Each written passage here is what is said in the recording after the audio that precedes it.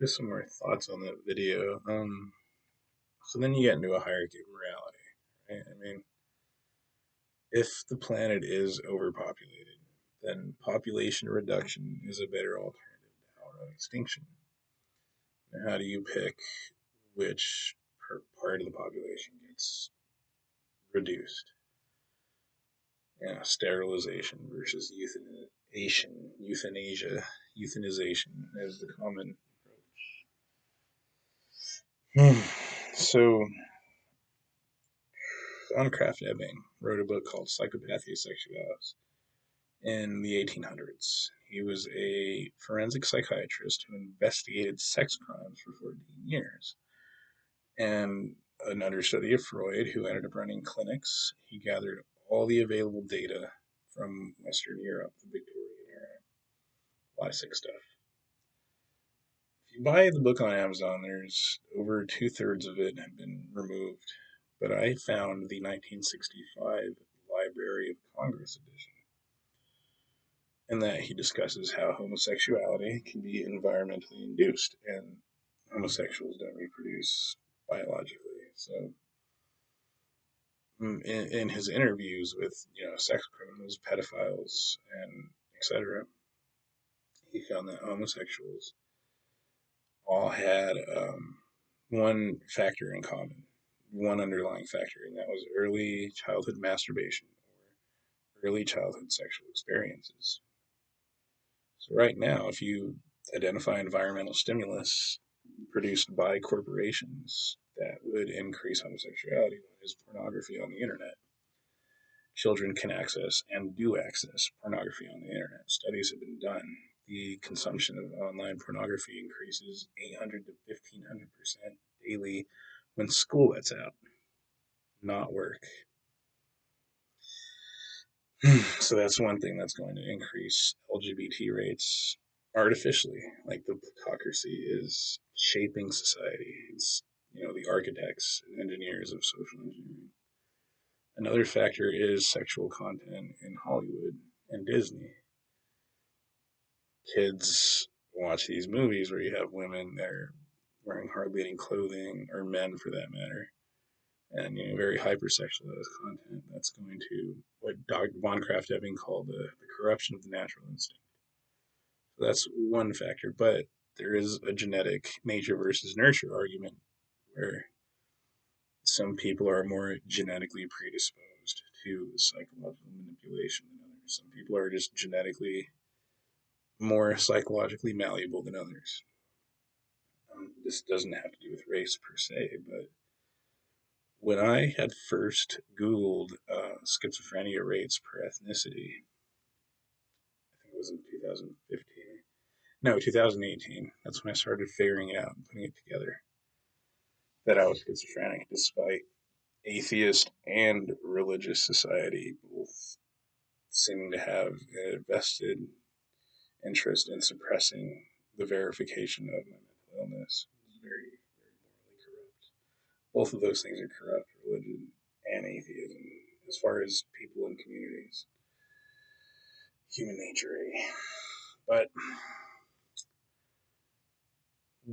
Hispanics, Mexicans, whatever you want to call us, we're the number one ethnicity with schizophrenia, which I interpreted to mean we had the most inbreeding. Inbreeding is how a lot of poor communities survive. You can look at Tibet, certain Arab communities, etc. It's not just as Mexicans, and of course whites as well. Natives were far worse at inbreeding than Europeans, so the Alabama meme is scientifically inaccurate. The indigenous communities did not have any laws prohibiting incest, you know, age of consent, etc. So you also get a lot of genetic deficiencies as a result of that. Hispanics in northern New Mexico, conquistador families, not just this genetic predisposition to. You could just Google it yourself, actually. Oh, jeez, I got a text message here. Who's texting me? We're getting the fridge delivered today. Mm-hmm. Spanish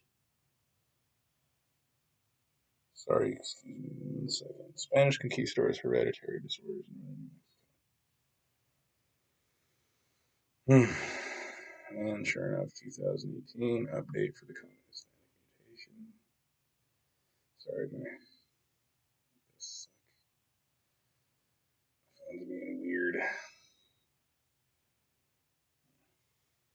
Secret Jews. Heirs to a rare legacy. It was actually in the New York Times in 2007. What the fuck is going on with my phone? Anyway.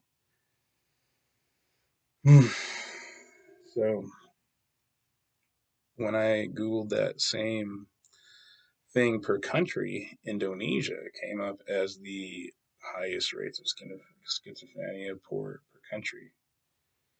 And I assume that was because of all the incest on the island. Right? When you live on an island and you don't have regular trade with other people, trade, I would imagine, had a lot to do with culture and genetic admixture. That's you're bound to have a lot of incest because Indonesia, at least my understanding, is much poorer than countries like Japan that maintain huge economic trade. You'd think Japan would have a high rate of, you know, incest, but they don't. Maybe they do. I don't know about it. But then you have Jews, and this isn't anti-Semitic.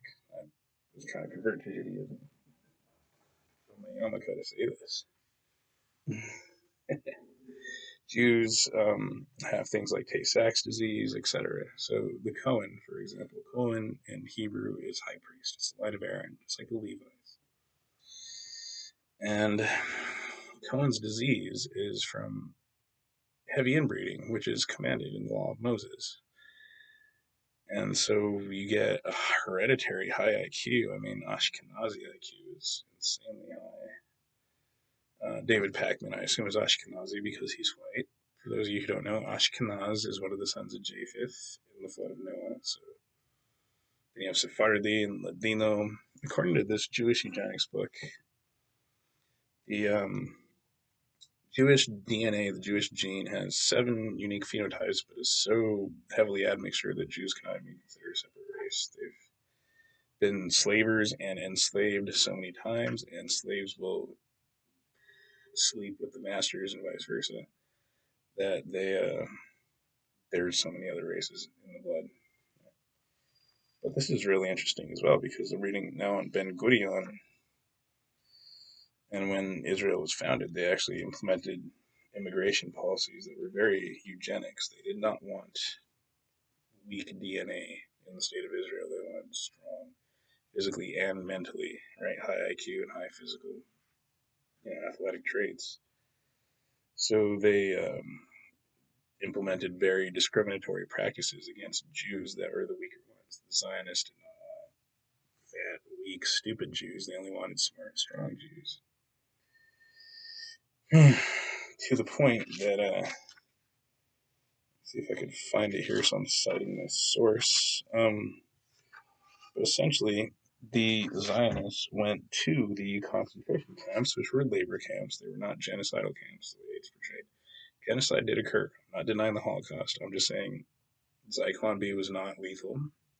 It was used in 1917 on Mexicans entering the United States at the border as a fumigation agent, essentially to delouse immigrants to stop the spread of typhus, right? Stop the disease at the border, stop the pathogen, stop the fleas. We learned our lessons from the Black Plague. You have the Spanish flu, you got polio, you got typhus. You want carriers, essentially, vectors. This is applied science. So, yeah, Walter Birkmeyer, he was a Jewish Nazi. I can't seem to find it now. But this woman wrote about how. I can't find it, but here's another one. A proposal is presented in late 1940 on behalf of the Zwei Lumai, the national military organization of British Mandate Palestine, to 2 German diplomats in Lebanon, offering to actively take part in the war on Germany's side. The National Military Organization describes itself as closely related to the totalitarian movements of Europe in its ideology and structure. A common interest could exist between the establishment of a new order in Europe in conformity with the German concept and the true national aspirations of the Jewish people as they are embodied by the NMO, the Irgun. B. Cooperation between the new Germany and a renewed folkish national Hebraism would be possible. And C. The establishment of the historic Jewish state on a national and totalitarian basis, bound by a treaty with the German Reich, would be in the interest of a maintained and strengthened future German position of power in the Near East. And that is cited in Brenner, 2002, page 301 to 303. At the time, Lebanon was run by Germany's Vichy ally, butchering that, I'm sure. The document was deposited in the German embassy in Turkey, where it was found after the war. Brenner quotes it after David Yisraeli, The Palestine Problem in German Politics, 1889 to 1945.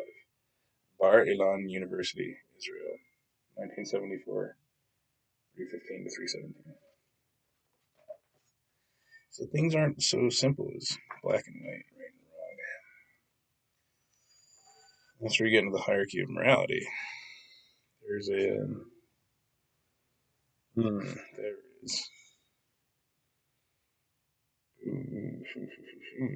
Dr. Harry H. Laughlin of the Department of Eugenics of the Carnegie Institute in Washington makes recommendations on immigration to the Chamber of Commerce of the state of New York. There is a movement now to make special legislative provisions for the Jews persecuted in Germany. If, as a result of persecution or expulsion by any foreign country, men of real hereditary capacity, not just any Jew, good stock, sound in physical stamina and of outstanding personal qualities. Physical stamina is not enough. Honesty, decency, common sense, altruism, patriotism, and initiative can be found. They should, because of such qualities and not because of persecution, win individual preference within our quotas and be welcomed as desirable human seed stock of future American citizens. If any would be immigrant cannot meet these standards, he should, of course, be excluded. The Jews are no exception to races which are widely variable in family stock quality within their own race. High grade Jews welcome, and low grade Jews must be excluded. That is in the New York Times in 1934.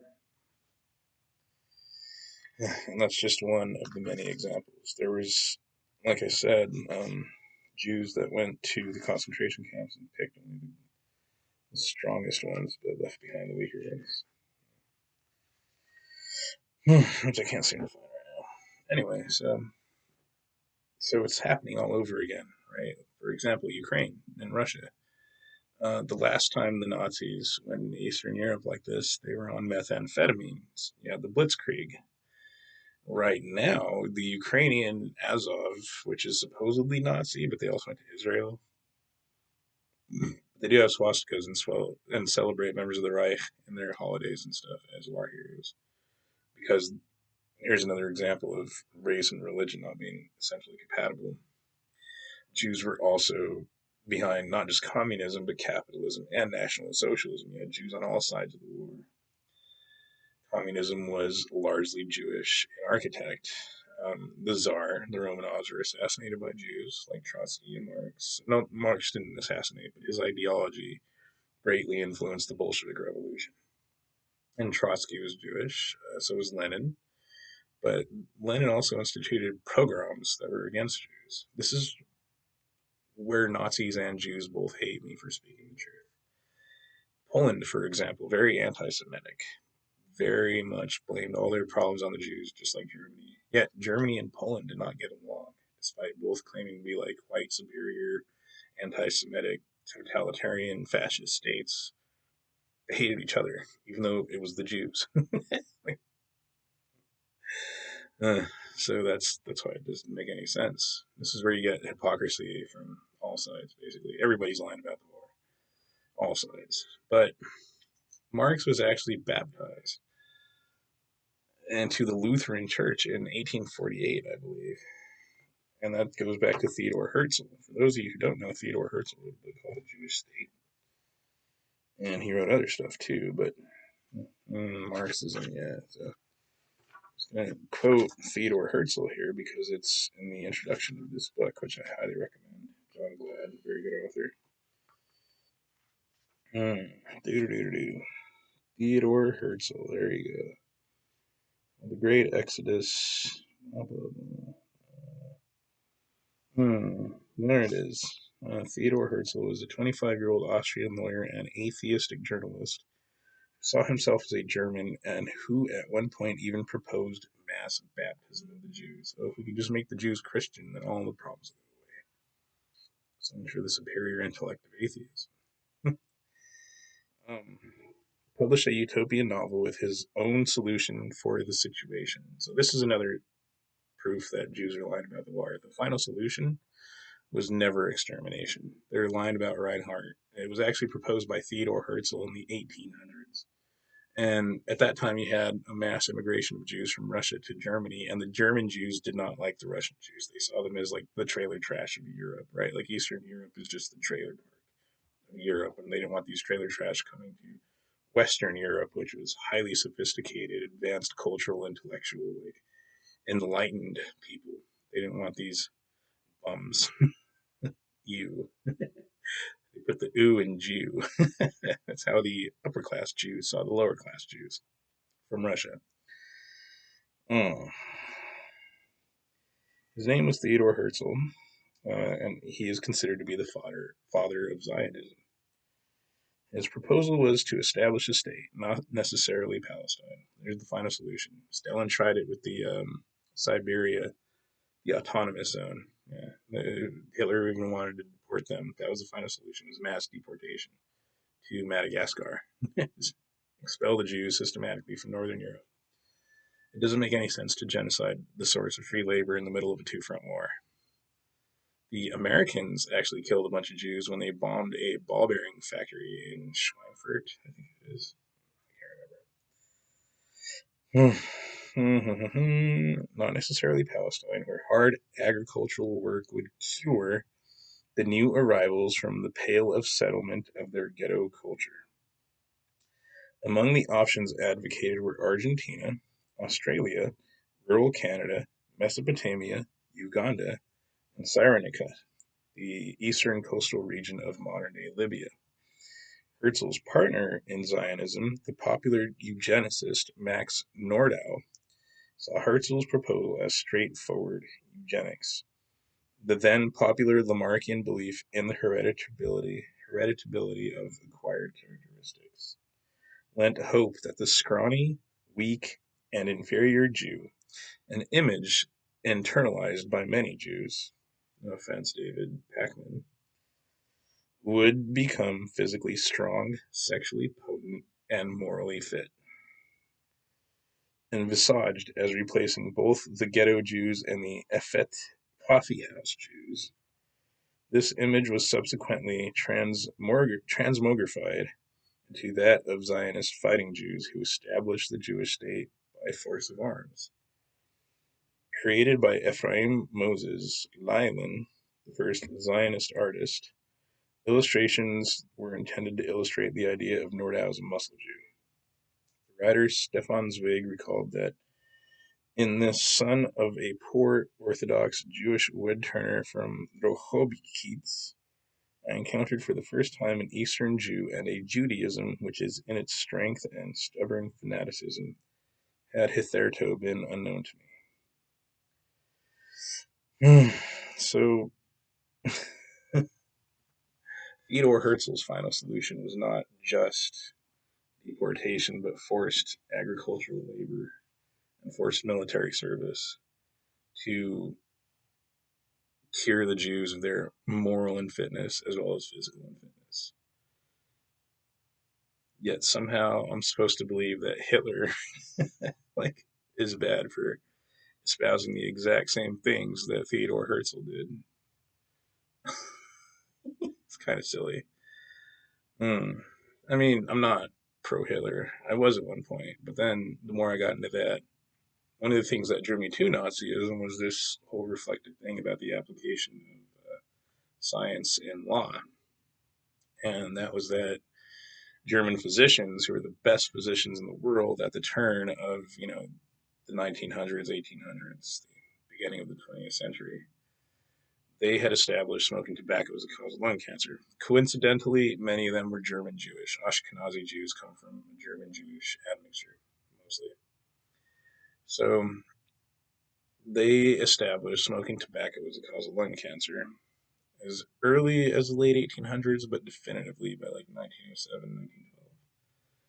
This means uh, this means the United States knew at least since World War One, World War Two, that smoking tobacco caused lung cancer. Yet we suppressed that knowledge deliberately to allow Philip Morris to make millions of dollars.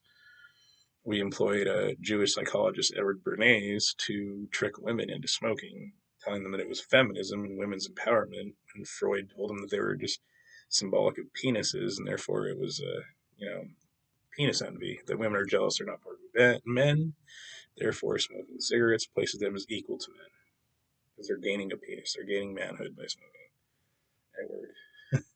But Germany, this is also eugenics. Legalizing smoking allowed the population to be reduced naturally, natural selection, thin the herd. But Hitler's Germany, my understanding, was that fascism was used to aggressively enforce the anti-smoking laws, and this reduced Germany's cancer rates. The Nazis had a huge war on cancer. You can Google it yourself. I don't want to waste time with that. But Germany's cancer rates went down to record lows during the Third Reich when the rest of the world had cancer rates skyrocketing due to the Industrial Revolution and the lack of protections.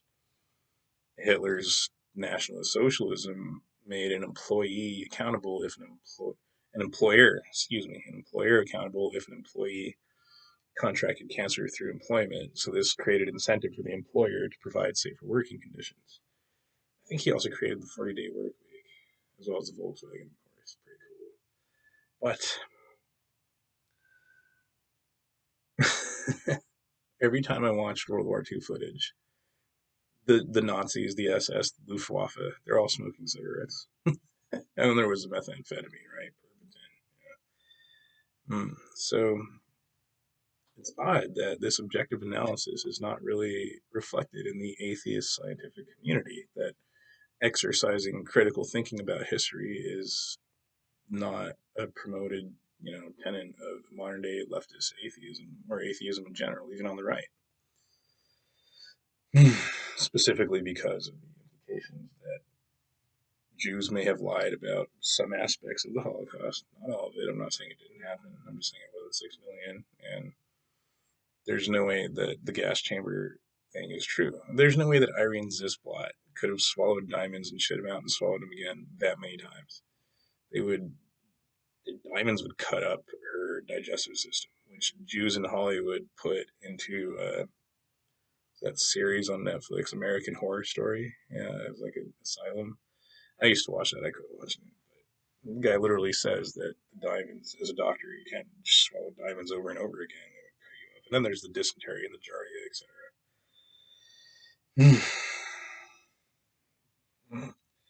The FBI has busted Jews lying about the Holocaust, but the Holocaust is the legitimate justification for the state of Israel from the atheist perspective.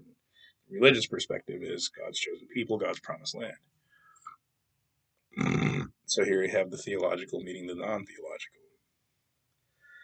But sorry about that. I didn't mean to get sidetracked with the Holocaust. I'm not trying to go there, but I did. This goes back to history repeating itself over and over again. I mean, if you look at QAnon, right, that retardation, forgive me for using a prefix attached to a non-noun, QAnon reflects Operation Trust. For For those of you who don't know, Operation Trust was a Bolshevik tactic. Lenin famously said, the best way to control the opposition is to lead it ourselves. So they planted, subversive elements within the resistance who said they were current or ex military and government employees. And their only job was to disseminate misinformation so that way the resistance would not be able to effectively stop the Bolshevik takeover. If you look at black propaganda, gray propaganda, and white propaganda used in World War II, it's still effective on Americans today because people are that ignorant of history, objective history. What was I going to look up? Operation Trust. Anyway, so, right, the drugs. I can't remember, but this goes back to Ukrainian military using drugs. I'm going to take a second here and just keep ranting away while I'm searching for it. Oh, no, it's not even history. But right now, the Azov, the Ukrainian forces, are using drugs, and they are essentially identical to methamphetamine. It's the same ones the United States gave ISIS in the Syrian war, and they're all over Syria, and so forth and so on. Hitler had a psychic. I actually want to watch the movie. I bought it, but I didn't get the right one. I got the non-translated one without the subtitles. Yeah. But Hitler had a psychic called Hanusan who predicted all kinds of stuff. And so one of the theories is that he had psychic energy, right? This is like the like religious hocus pocus nonsense. But aside from his, Hanusan taught him how to gain control or strong influence over the masses. But I think that's more of applied atheistic science, applied psychology, because if you time his speeches, he talks for a certain period of time and then pauses. And the pauses allow the brain to actually encode to memory, right? To synthesize proteins in the hippocampus, short term to long term memory. Because if you don't give those pauses in the speeches, people can't remember what you said. And so what you say at the end of the speech will replace what they're trying to remember from the beginning of the speech, or vice versa. So the whole speech will be remembered without strategic pauses. I actually want to get a clock and time those pauses, just because he was very effective. I can't seem to find it. One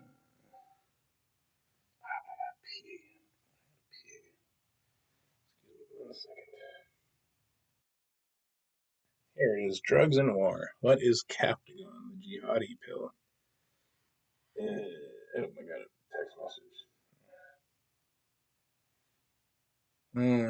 What is Captagon, the jihadi pill used by Islamic State? Greek authorities present confiscated guns, money, and Captagon pills near Elefsina, Greece on March 6. Captagon, an amphetamine-based substance, was once prescribed to treat ADHD. So, not only was QAnon effective because people were not educated on Operation Trust, but the Nazis were on meth invading Russia all over again. Only this time, capitalism is on the side of the Nazis instead of the old Soviet Union, despite the fact that the Soviet Union did so much for the establishment of the state of Israel. Israel is siding with the Nazis in Ukraine. It's a shit show. Modern politics, geopolitics is just the level of corruption in the world is so insane right now, and it's also reflected through marijuana pushing, porn pushing, and all this other stuff that somehow falls under the blanket of capitalism and all that stuff. Yeah. Anyway, I just hope to survive it all and even thrive. Like, I can't find a university to attend that doesn't have all this stuff going on. It makes me annoyed. That doesn't have pronouns in the bio and blacks and photos and gays and marijuana and just modernism is one way you can put it. But it seems like academia has sacrificed objective science and intellectual scientific pursuits in the name of political atmosphere, etc. Political goals and biases and control and wealth and power. This power struggle, which it seems to me that liberals do like totalitarianism as long as they're the ones behind the steering.